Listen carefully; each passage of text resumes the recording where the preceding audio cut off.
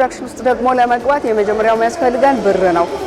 ብር ያስፈልገናል ማሽኖችን ለመግዛት ማምረቻ ማሽኖች እንደ ሊዝ ማሽን ሲኤንሲ የመሳሰሉ ማሽኖች በጣም ውድ ናቸው። ሁለት ችግር አለ። አንደኛው የመስሪያ ቦታ፣ ሁለተኛ ፋይናንስ ነው። ክልሎች ከተማ አስተዳደሮች ደግሞ የመስሪያ ቦታ ቢመቻችልን ኬላ ፍርሰናል ገመድ አንስተናል ይሉና ሌሊት መቼም ሁሉንም ኬላዎች ቆመን ልንጠብቅ አንችልም። ህግ ነው መግዛት ያለበት፣ ስርዓት ነው መግዛት ያለበት። እሱን ደግሞ የምናስፈጽመው ህግ ያስከብራል በሚባለው የጸጥታ አካል ነው። የጸጥታ አካሉ ህግ ላይ ካመፀ እሱ ችግር ነው። ፓኪስታን በበኩሏ ፈጽመዋለች የተባለውን ጥቃት ያስተባበለች ሲሆን ሁለቱ ሀገራት በሚዋሰኑባቸው የካሽሚር ግዛት አካባቢዎች ላይ ሲንቀሳቀሱ ነበር ያለቻቸውን ከ40 እስከ 50 የሚደርሱ የህንድ ወታደሮችን መግደሏን ይፋ አድርጋለች።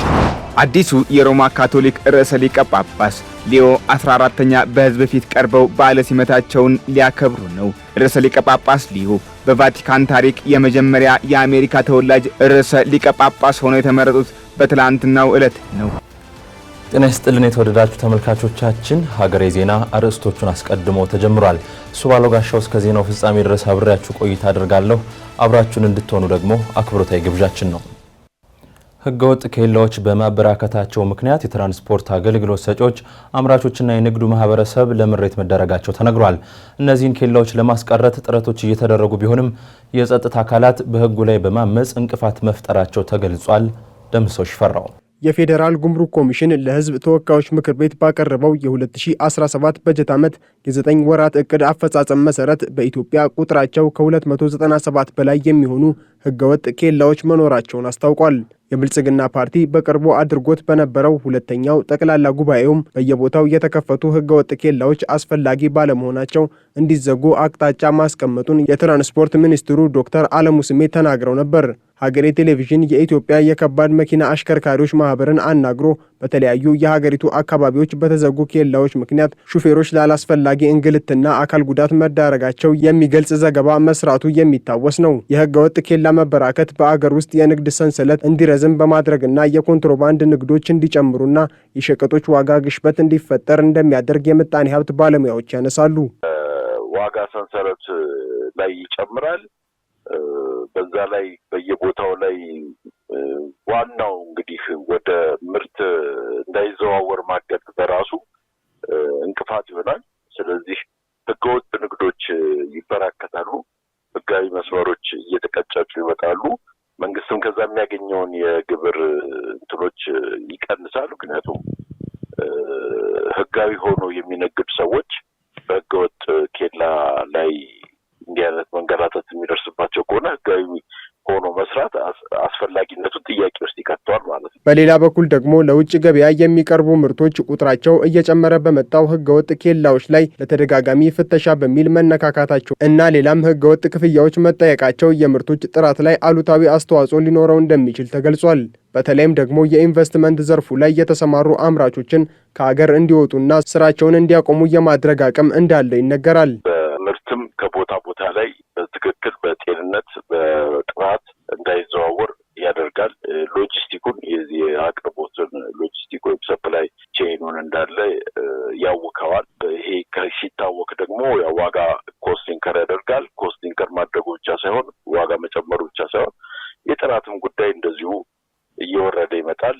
ያለ አግባብ መንገድ ላይ የሚቆዩ የሚበላሹ ምግቦች አሉን። እኛ ከ52% በላይ የሚሆኑ ፍራፍሬና አትክልት በመጓጓዝ ላይ ብቻ ይበላሻሉ።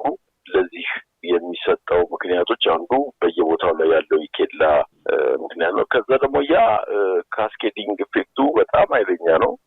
በየቦታው ላይ እየሄደ አጠቃላይ እንደምናየው ኢኮኖሚውን ትርጉም ባለው መልኩ መረበሹ አይቀርም። መረበሹ ብቻ ሳይሆን ወደ ቀውስ ውስጥ ሊከት የሚችል ሁኔታዎች ይፈጠራሉ።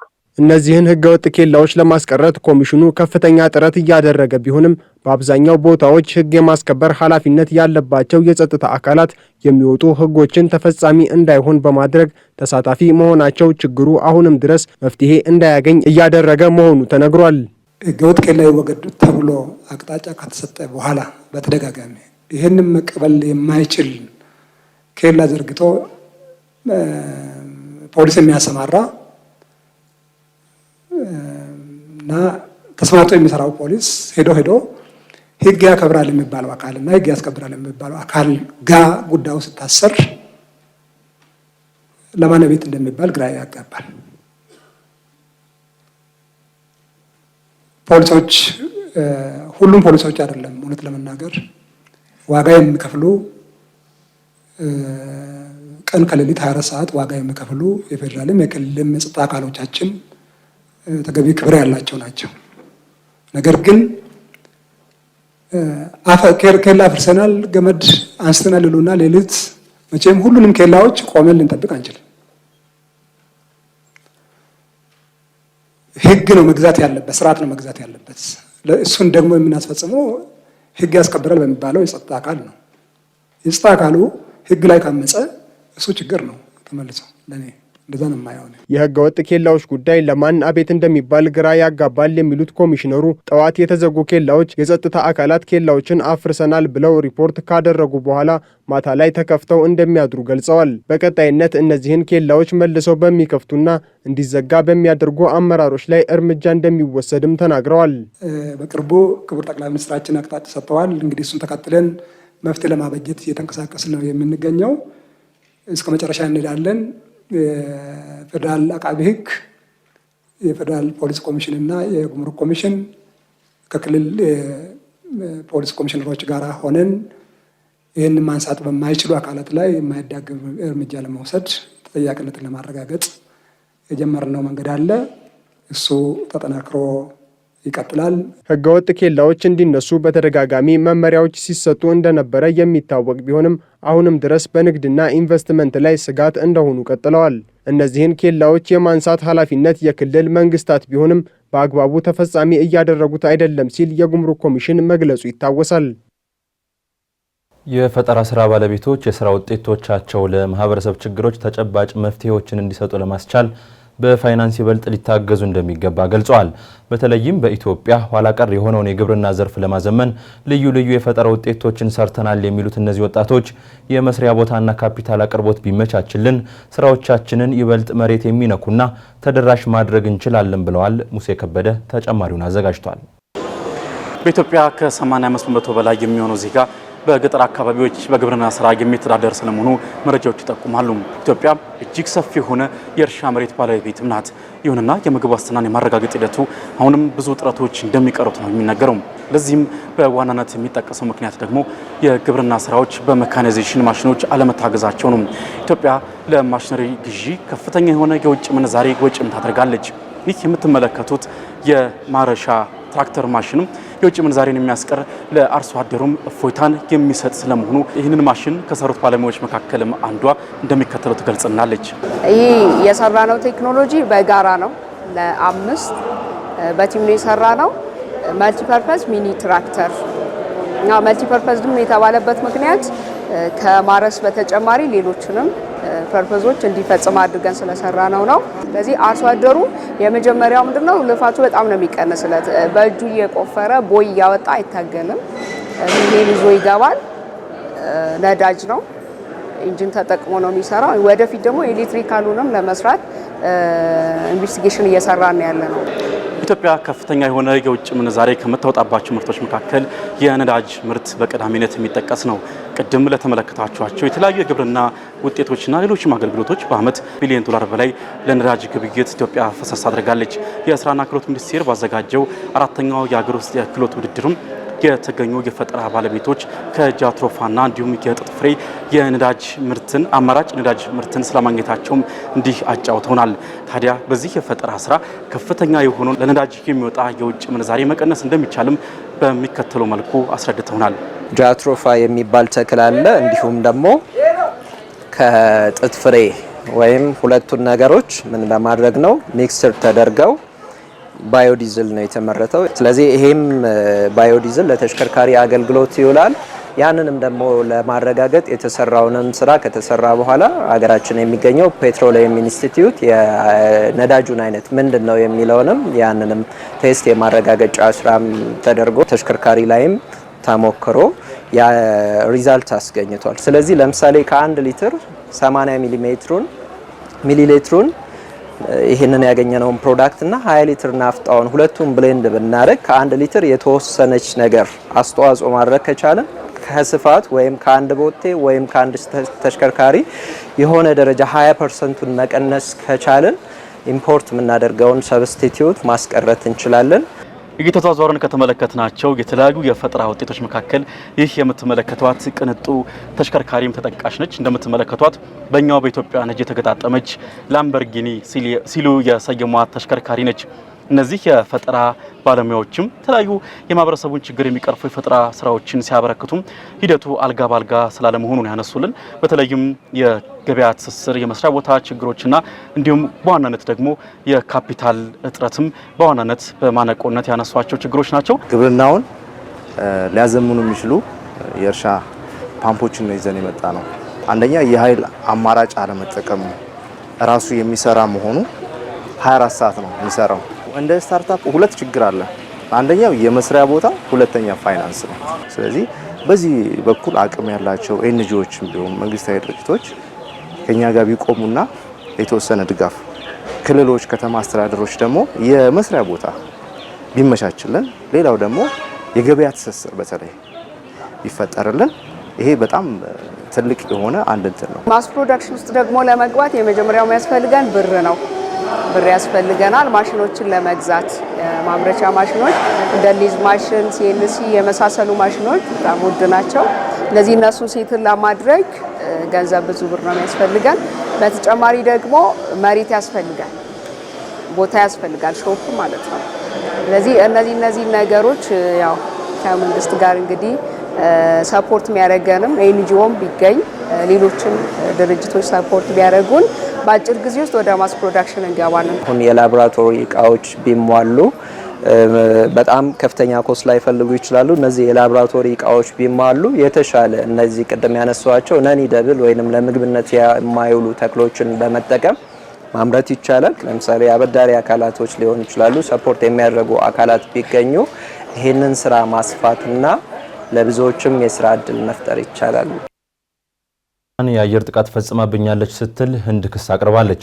ፓኪስታን በበኩሏ ጥቃቱን ያስተባበለች ሲሆን በድንበር አካባቢዎች ሲንቀሳቀሱ የነበሩ 50 የሚደርሱ የህንድ ወታደሮችን ገድያለሁ ብላለች። አሜሪካ ደግሞ ለግጭቱ መነሻ የሆነውና 26 ጎብኚዎች የተገደሉበት የሽብር ጥቃት ላይ ገለልተኛ ምርመራ እንዲካሄድ ጥሪ አቅርባለች። ተጨማሪ አለን። በአወዛጋቢው የካሽሚር ግዛት በተከሰተ የሽብር ጥቃት 26 የሚደርሱ ጎብኚዎች ከተገደሉ በኋላ ያገረሸው የህንድና ፓኪስታን ግጭት ወደ ቀጥታ ጥቃት ልውውጥ ተሸጋግሯል። ሁለቱ የረዥም ዓመታት ባላንጣ ጎረቤት ሀገራት ለጸብ ቅርብ የሆኑ ናቸው በሚል የሚገለጹ ቢሆንም በቅርብ ዓመታት ውስጥ ግን በመሰል ግጭት ውስጥ አልታዩም ነበር። ሰሞንኛውን የቃላት ልውውጥ በማለፍ ወደ ጥቃት መሰነዛዘር ውስጥ የገቡት ሁለቱ ሀገራት ታዲያ አንዳቸው በሌላቸው ላይ ጥቃት ፈጽመዋል በሚል እርስ በእርስ እየተካሰሱ ይገኛሉ። ፓኪስታን በእስራኤል ሰራሽ ድሮን የታገዘ ጥፋት ተፈጽሞብኛል፣ ንጹሃን ዜጎቼም በጥቃቱ ተገድለው ብኛል ስትል ክስ ካቀረበች በኋላ ህንድም መሰል ጥቃት ተፈጽሞብኛል ስትል ተመሳሳዩን ወቀሳ በፓኪስታን ዘንድ አሰምታለች። የካሽሚር ግዛት አካል በሆነችው ጃሙ ከተማ እንዲሁም በፑንጃብ ግዛት ላይ መነሻቸውን ከፓኪስታን ያደረጉ ጥቃቶች መፈጸማቸውን የህንድ ጦር ቃል አቀባይ ነግረውኛል ሲልም ሲኤንኤን ዘግቧል። በጥቃቱም ወታደራዊ ይዞታዎች ኢላማ መደረጋቸው ነው የተነገረው። የዜና ምንጩ ከጋዜጠኞችና ከአካባቢዎቹ ነዋሪዎች አረጋግጫለሁ እንዳለውም በሁለቱም አካባቢዎች ከፍተኛ የፍንዳታ ድምጽ ተሰምቷል። የህንድ የአየር መከላከያ ስርዓት ለጥቃቶቹ ምላሽ መስጠቱም ተዘግቧል። ፓኪስታን በበኩሏ ፈጽመዋለች የተባለውን ጥቃት ያስተባበለች ሲሆን ሁለቱ ሀገራት በሚዋሰኑባቸው የካሽሚር ግዛት አካባቢዎች ላይ ሲንቀሳቀሱ ነበር ያለቻቸውን ከ40 እስከ 50 የሚደርሱ የህንድ ወታደሮችን መግደሏን ይፋ አድርጋለች። የሀገሪቱ የመረጃ ሚኒስቴር ይፋ ያደረገው ይህ የወታደሮች ቁጥር ግን በገለልተኛ አካልም ይሁን በህንድ በኩል ማረጋገጫ አልተገኘበትም። ህንድ በቱሪስቶች ላይ ለተሰነዘረው ጥቃት ምላሽ ሰጥቼበታለሁ ያለችውና ረቡዕ ምሽት ፓኪስታንን በድሮን በደበደበችበት ጥቃት የሟቾች ቁጥር 3 ደርሷል በሚል ሲዘገብ የፓኪስታን መከላከያ ኃይል 29 እስራኤል ሰራሽ ድሮኖችን መትቶ መጣሉን ነው ያስታወቀው። የሁለቱ ሀገራት አምባሳደሮች ከመገናኛ ብዙሃን ጋር ባደረጉት ቆይታም አንዳቸው የሌላቸውን ሀገር ግጭቱን እያስፋፉ ነው በሚል ከሰዋል። በተመድ የህንድ አምባሳደር ቪናይ ካውትራ ህንድ በፓኪስታን ላይ የፈጸመችው ጥቃት ከቀናት በፊት በፓኪስታን ድጋፍ ለተፈጸመው የሽብር ጥቃት ተመጣጣኝ መልስ የሰጠንበት ነው ያሉ ሲሆን ፓኪስታን የሰጠችው ምላሽ ግን ግጭቱ እንዲስፋፋ የሚያደርግ ነው የሚል ወቀሳ ነው ያቀረቡት።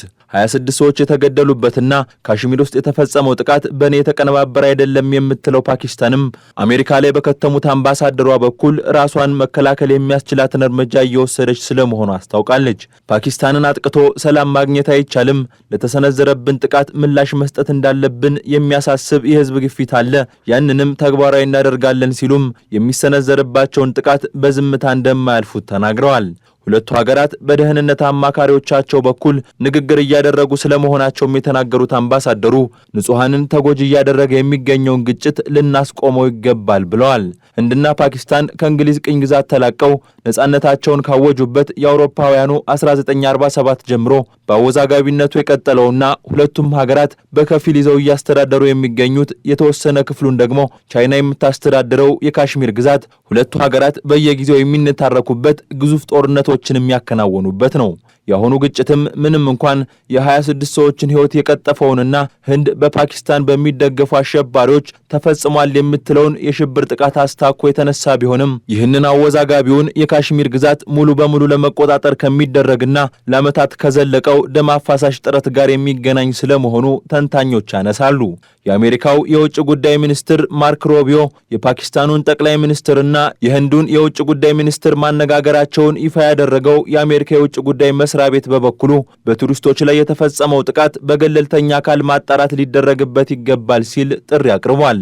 ግጭቱን ለማስቆም ሁለቱም ሀገራት ዲፕሎማሲያዊ ንግግር ሊያደርጉ እንደሚገባም ነው ሚኒስቴሩ ያሳሰበው። በአውሮፓውያኑ 1990ዎቹ የኒውክሌር መሳሪያ ባለቤት ስለመሆናቸው ያወጁት ሁለቱ ሀገራት የገቡበት ሰሞነኛ ግጭትም ከአሁናዊ እውነታዎች ያለፈና ከ70 ዓመታት የተሻገረ የጸብ ርዕሰ ጉዳይን የያዘ ስለመሆኑ በስፋት ተነግሮለታል። አሜሪካም ልክ እንደ ዩክሬኑና ጋዛው ጦርነት ለግጭቱ መፍትሄ ለማግኘት የሁለቱን ሀገራት ባለስልጣናት በተደጋጋሚ እያነጋገረች ስለመሆኗ ይፋ አድርጋለች። የሮማ ካቶሊክ ቤተክርስቲያን ትላንት ሐሙስ ርዕሰ ሊቃነ ጳጳሷን መርጣለች። ርዕሰ ሊቃነ ጳጳሱ የመጀመሪያው አሜሪካዊ ሲሆኑ ሊዮ 14ኛ በሚል እንዲጠሩ ሆኗል። አስናቀማናዬ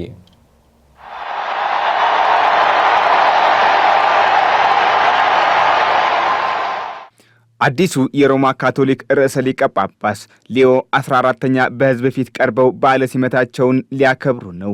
ርዕሰ ሊቀ ጳጳስ ሊዮ በቫቲካን ታሪክ የመጀመሪያ የአሜሪካ ተወላጅ ርዕሰ ሊቀ ጳጳስ ሆነው የተመረጡት በትላንትናው ዕለትም ነው። ዓለምን ሲያነጋግር የነበረው ምርጫ በሮማ ቫቲካን የተሰባሰቡት ካርዲናሎች ሊዮ 14ኛን በመምረጥ አጠናቀዋል።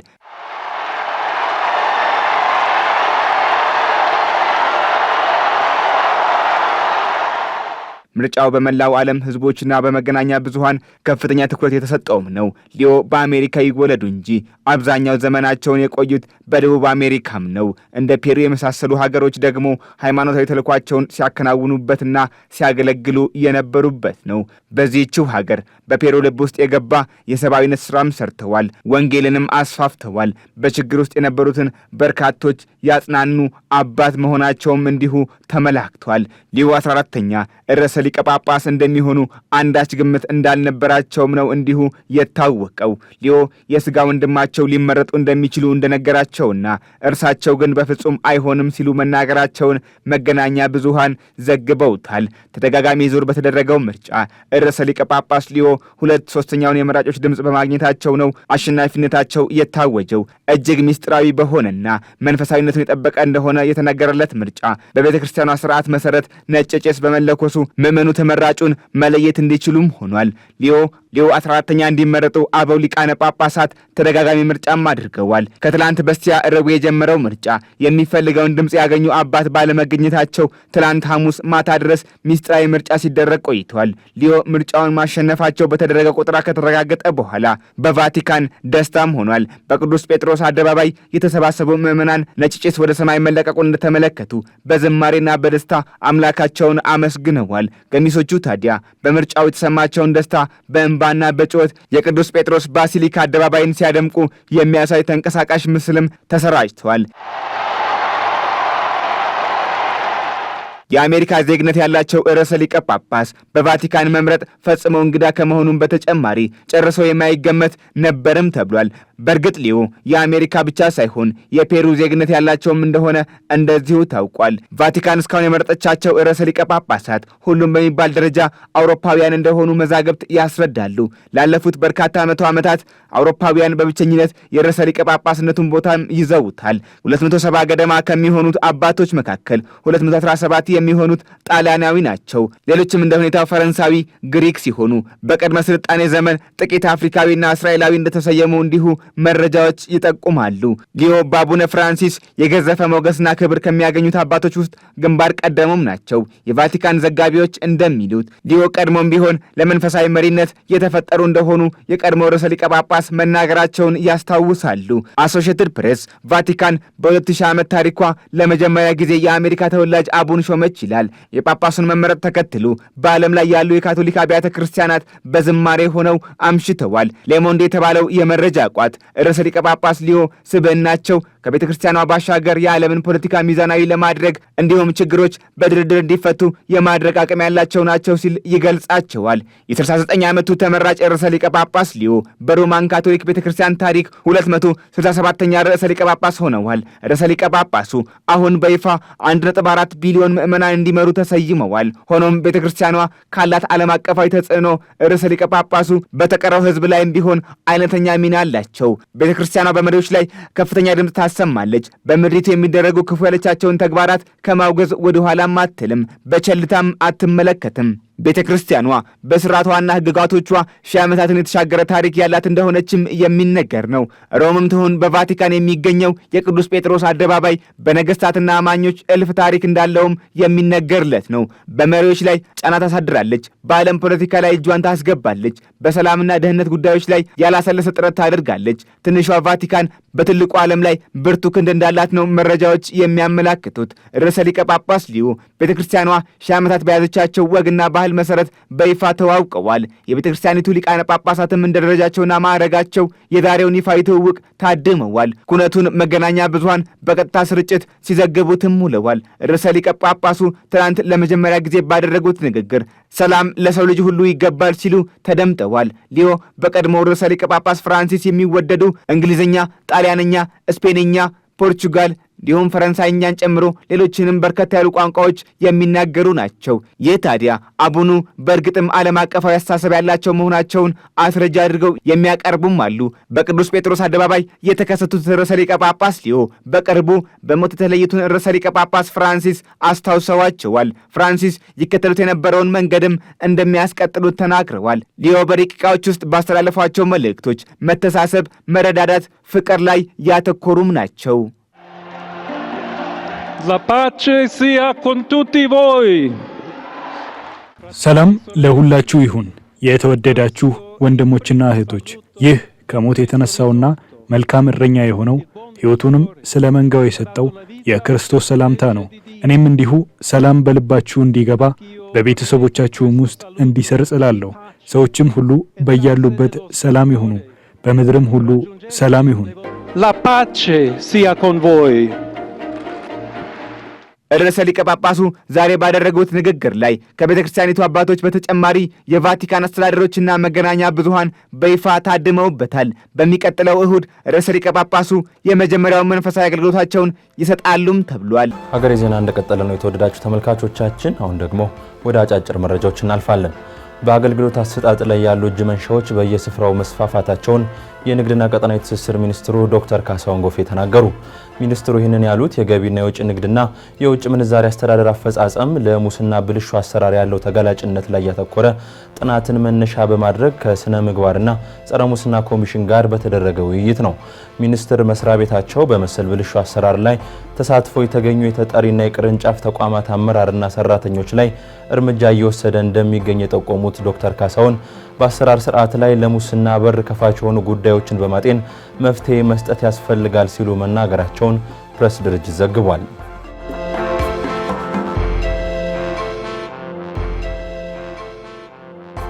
በልምድ የተገኙ እውቀቶችና ክህሎቶችን እውቅና ለመስጠት በተጀመረው ኢኒሼቲቭ እስካሁን 30,000 ሰዎች ምዘና መውሰዳቸውን የስራና ክህሎት ሚኒስቴር አስታወቀ። ዜጎች በልምድ ያዳበሩት በርካታ ክህሎት ቢኖርም እውቅና ባለመሰጠቱ ኢኮኖሚው ውስጥ ተወዳዳሪ እንዳይሆኑ አድርጓል ያሉት ሚኒስትር ዴኤታው ተሻለ በሬቻ ክፍተቱን ለመሙላት በመስከረም ወር በተጀመረው ኢኒሼቲቭ 30 ሺህ ሰዎች ምዘና መውሰዳቸውን የተናገሩት ምዘናው በቀጣይ ዓመታት በሚሊዮን የሚቆጠሩ ዜጎችን ተደራሽ እንደሚያደርግም ሚኒስትር ዴኤታው ተናግረዋል። ምዘናውን ከወሰዱ ሰዎች መካከል ምን ያህሎቹ ውጤታማ ሆነዋል የሚለው ግን አልተጠቀሰም።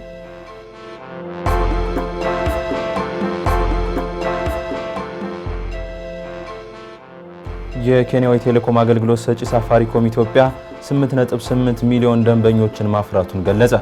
ኩባንያው እነዚህ ደንበኞች ማፍራት የቻለው እስከ መጋቢት ወር ባለው ጊዜ እንደሆነም ተነግሯል። ያፈራቸው ደንበኞች ከባለፈው ዓመት ተመሳሳይ ወቅት ጋር ሲነጻጸር 103.2 በመቶ እድገት ያለው እንደሆነም ነው የኬንያው ዘስታር ጋዜጣ የዘገበው። ኩባንያው በኢትዮጵያ የሚሰጠውን አገልግሎት ለማሳደግ የኔትወርክ ማስፋፊያዎችን እያደረገ ሲሆን የሞባይል ገንዘብ ተጠቃሚ ደንበኞችም 2.4 ሚሊዮን መድረሳቸው ተገልጿል። ሳፋሪኮም በ2015 ዓ.ም ወደ ኢትዮጵያ ገበያ የገባ የመጀመሪያው የውጭ ቴሌኮም አገልግሎት ሰጪ መሆኑም ይታወቃል።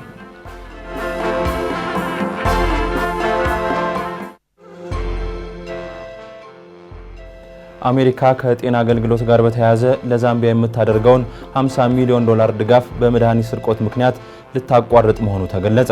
አሜሪካ ለዛምቢያ በየዓመቱ ለሕክምና እርዳታ የሚውል ገንዘብ ድጋፍ የምታደርግ ቢሆንም በሀገሪቱ በተደረገ ምርመራ በእርዳታ የሚገቡ መድኃኒቶች ከ2000 በላይ በሚሆኑ የግል መድኃኒት መደብሮች ለሽያጭ መቅረባቸው እንደተረጋገጠ ተሰምቷል። እንደ አፍሪካ ኒውስ ዘገባ ወባ፣ HIV እና የሳምባ በሽታ የመሳሰሉ በሽታዎችን ለማከም እርዳታ ቢደረግም መድኃኒቶቹ በግል የመድኃኒት መደብሮች እየተሸጡ ነው ተብሏል።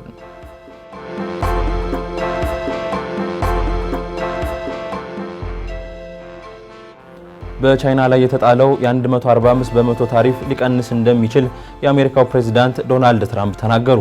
የፕሬዝዳንቱን ወደ ስልጣን መምጣት ተከትሎ በአሜሪካና ቻይና መካከል የተቀሰቀሰው የንግድ ጦርነት ትልቅ የሚባል የታሪፍ መጠንን እንዲጣል አድርጓል። የሁለቱ ሀገራት ባለስልጣናት በስዊዘርላንድ ሊነጋገሩ ነው መባሉን ተከትሎ የተሰነዘረው የፕሬዝዳንቱ ንግግር የንግድ ጦርነቱ መለሳለስ እያሳየ ስለመሆኑ ጠቋሚ ተደርጓል። ትራምፕ ታሪፉ ከዚህ በላይ አይጨመርም፣ ይልቁንም እየቀነሰ መምጣቱ እንደማይቀር እናውቃለን ሲሉ መናገራቸውንም ቢቢሲ ዘግቧል።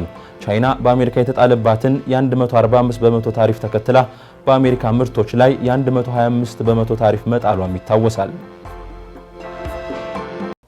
ብሔራዊ ባንክ ለአምስተኛ ጊዜ ባካሄደው የውጭ ምንዛሬ ጨረታ አንድ የአሜሪካ ዶላር በ132 ብር ከ96 ሳንቲም የተሸጠ ሲሆን የተጫራቾች ቁጥር ከአራተኛው ጨረታ አንጻር በ10 በመቀነሱ ተነግሯል። የዛሬው ቢዝነስ ጥንቅራችንም ትኩረቱን በዚህ ጉዳይ ላይ አድርጓል። ዳግም ተገኝ እንደሚከተሉ ያቀርበዋል።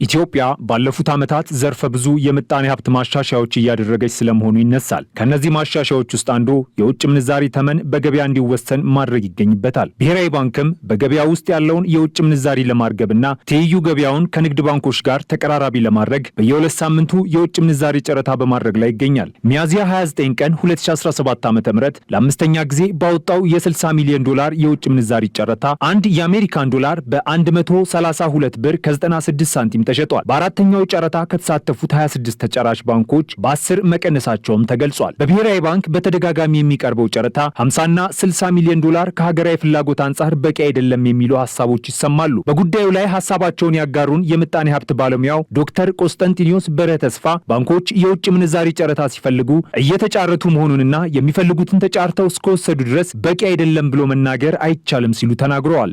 እንግዲህ ባንኮችም የውጭ ምንዛሪ ሲፈልጉ ውጭ ምንዛሪ ሄደው ይጨርሳሉ። ስለዚህ ምናልባት ተጫርተው በቂ ገንዘብ የለም ቢባል አሁን ብሔራዊ ባንክ ባለፈው ጊዜ 60 ሚሊዮን ዶላር ነበር ያጫረተው እና አሁን እነሱ እንደ ፍላጎታቸው ነው ተጠቃሚያቸው የነሱ ደንበኞች የውጭ ምንዛሪ የሚፈልጉትን ያህል ነው ተጫርተው ለመውሰድ የሚፈልጉት እና በከፍተኛ ዋጋ ያቀረበው ባንክ በሙሉ ሊወስደው ይችላል ማለት ነው። ስለዚህ ምንም ይሄ የሚያስቸግር ነገር አይደለም። በቂ ነው አይደለም የሚለው ጥያቄ ብሔራዊ ባንክ ያው አገልግሎትን አቅርቧል። ስለዚህ አነሰናል ሲሉ አልሰማሁም። ባንኮቹ አሁን የብር ችግር አለባቸው። ሌላው የቢዝነስና የኢንቨስትመንት አማካሪ የሆኑት አቶ ከፈለኝ ኃይሉ በበኩላቸው እየቀረበ ያለው የውጭ ምንዛሪ ጨረታ አነስተኛ እንደሆነና ለአንድ ኢንቨስተር የሚሰጥ ምንዛሬ መሆኑን በማንሳት እንዲሁም በባንኮችና የውጭ ምንዛሬ በሚፈልጉ ዜጎች መካከል ያለው የግብይት መረጃ ልውውጥ ግልጽነት የጎደለው ነው ሲሉ የዶክተር ቆስጠንጢኖስን ሀሳብ ይሞግታሉ። 15 ቀን 50 ሚሊዮን ዶላር ማለት በወር ወደ 100 ሚሊዮን ዶላር ማለት ነው። ይሄ የአንድ ባለሀብት ፍላጎት ብቻ ነው። የአጠቃላይ የ120 ሚሊዮንን ህዝብ ጥያቄ ላይ የውጭ ምንዛሪ ለመመለስ የሚደረግ ጥረት አይመስልም። 100 ሚሊዮን ማለት አንድ ባለሀብት ዝም ብሎ አንድ ከሌ የምትለው ባለሀብት የሚፈልገው መጠን እንጂ በአጠቃላይ የውጭ ምንዛሪ ፍላጎትን ክፍተቱን ለመሙላት የሚደረግ ጥረትም አይመስለኝም፣ ደግሞም አይደለም። አንዱ እሱ ነው። ሁለተኛ ግብይቱ ራሱ የመረጃ ልውውጥ ወይም ዳታ ልውውጡ በተመለከተ ግልጽነት በከፍተኛ ደረጃ ይጎድላሉ። ምክንያቱም ባንኮች ለምሳሌ አሁን ዛሬ ብትሄድ 131 ብር እንገዛለን ይለዋል፣ ወይም 34 ይሸጣለን ይለዋል። ግን ትክክለኛ ዋጋ ያ ነው ወይ ተብሎ ቢገመት አይደለም። ባንኮች ጋር ስትሄድ ጉርሻ የሚል ተጨማሪ ክፍያ ያላቸው የሚሰጡት ስንት ነው የሚሰጡት? ያ ጉርሻ ስንት ነው የሚባለው ነገር ሁሉ ራሱ አይታወቅም። የውጭ ምንዛሪ ጨረታው እስከ 2017 በጀት ዓመት መዝጊያ ድረስ እንደሚቀጥል እንዲሁም በየ2 ሳምንት ጊዜያት እንደሚደረግ ብሔራዊ ባንክ መግለጹ የሚታወስ ነው።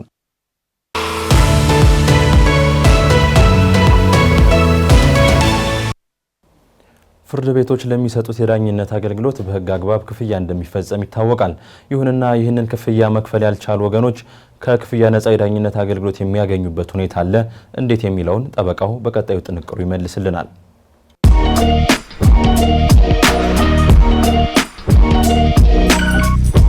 ጤና ይስጥልን። ጠበቃ እንዳርጌ ካሴ ነኝ። ስለ ድሃ ደንብ ወይም ስለ ነፃ ዳኝነት ሕግ ነክ መረጃ ላካፍላችሁ። በድሃ ደንብ መሰረት ዳኝነት እንዲታይለት የሚጠይቀው ከሳሽ የተጠየቀውን የዳኝነት አገልግሎት ክፍያ ገንዘብ በከፊልም ሆነ በሙሉ መክፈል የማይችል ስለመሆኑ የሚገልጸውን አቤቱታ በመሐላ ቃል አስደግፈው ሊያቀርቡ ይገባል። አንድ ሰው ድሃ ነው ሲባል ምንስ ማለት ነው? ምንስ የሌለው ሰው ነው የሚል ጥያቄ ማስነሳቱ አይቀርም። አንዳንድ ሰዎች አንድ ሰው ድሃ የሚባለው ከቤቱ የሚጭህ ዶሮ የሌለውና ለዕለት ጉርሱም የሚቸገረውን ሰው ነው በማለት ይናገራሉ። በሕጉ ውስጥ ድሃ መሆኑ የሚታወቅለት ሰው የሚለው አነጋገር አቤቱታ አቅራቢው ድሃ መሆኑን የሚያውቁለትን ምስክሮች በማቅረብ ድሃ ስለመሆኑ ካስመሰከር በኋላ የድህነት ማስረጃ የሚሰጠው መሆኑን ያሳያል። ዳኝነት ሳይከፈል በነፃ እንዲታይለት አቤቱታ የሚያቀርብ ከሳሽ በጉዳዩ ላይ ተቃውሞ ካለው ቀጠሮ ከመድረሱ ከ10 ቀን በፊት ለተከሳሽ ማስታወቂያ እንዲደርሰው ተደርጎ ግራቀኙ ማስረጃዎቻቸውን አቅርበው ክርክራቸውን ይቀጥላሉ። ሁለቱም ወገኖች ያቀረቡት ምስክሮች ይሰማል።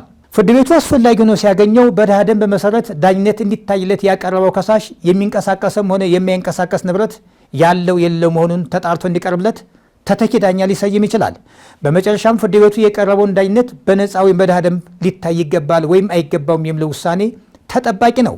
ዳኝነት በነፃ ወይም በድሃ ደንብ ማስከፈት ሲባል ከሳሽ ባቀረበው ክስ ላይ የፍርድ ባለሀብት ከሆነ ክርክር የተነሳበትን ሀብት በሚረከብበት ጊዜ የፍርድ አስፈጻሚ አካል ንብረቱን ሊረችው ከማስረከቡ በፊት ለመንግስት የሚገባውን የዳኝነት ገንዘብና ማናቸውንም ወጪ ከሀብቱ ቀንሶ ገቢ ካደረገ በኋላ ቀሪውን ሀብት እንደ ፍርዱ እንዲያስረክብ ማድረግ ይኖርበታል። በድሃ ደንብ መሰረት ክስ የሚያቀርበው የተፈጥሮ ሰው ብቻ ሳይሆን ድርጅቶችም ጭምር ሊያቀርቡ ይችላሉ። የተፈጥሮ ሰው በነፃ ዳኝነት ወይም በድሃ ደንብ መሰረት ክስ እንዲያቀርብ የሚፈቀድለት ገንዘብ የመክፈል አቅም የሌለው መሆኑን በሰው ምስክር ወይም በሰነድ ማስረጃ በማስረዳት ነው። ድርጅቶች ክስ በሚያቀርቡበት ወቅት ያላቸውን የገንዘብ አቋም በምስክር ሳይሆን በሰነድ ማስረጃ ማረጋገጥ ይኖርባቸዋል። የአንድን የንግድ ድርጅት የገንዘብ አቋም እንደ አንድ ግለሰብ በመቁጠር ምስክሮችን በማሰማት ማወቅ የሚቻል አይደለም። በአጠቃላይ አሁን በሕግ አውጪው ጸድቆ ተግባር ላይ መዋል ወራት የቀረው የዳኝነት አገልግሎት ክፍያ ከ70 ዓመት በፊት ከነበረው ታሪፍ ምናልባትም በእያንዳንዱ አገልግሎት ላይ እስከ 3 እጥፍ የሚደርስ ጭማሪ ይዞ የመጣ ስለሆነ ክስ የሚያቀርቡ ወገኖችም ጉዳያቸው በድሃ ደንብ እንዲታይላቸው በሚኖሩበት ወረዳ አካባቢ ጥያቄ የማቅረቡ ጉዳይ ስለሚጨምር የድሃ ደንብ ማስረጃ ለማግኘት የሚያቀርቡት ጥያቄ በእርግጥም የተጠየቁትን የዳኝነት ገንዘብ ለመክፈል የማይችሉ መሆኑን ሊያረጋግጡ ይገባል። የዳኝነት ገንዘብ መክፈል እየቻሉ መክፈል አልችልም በሚል ያቀረቡት የማላ ቃል ሐሰተኛ ሆኖ ከተገኘ በወንጀል የሚያስቀጣ መሆኑን መገንዘብ ያስፈልጋል። አመሰግናለሁ።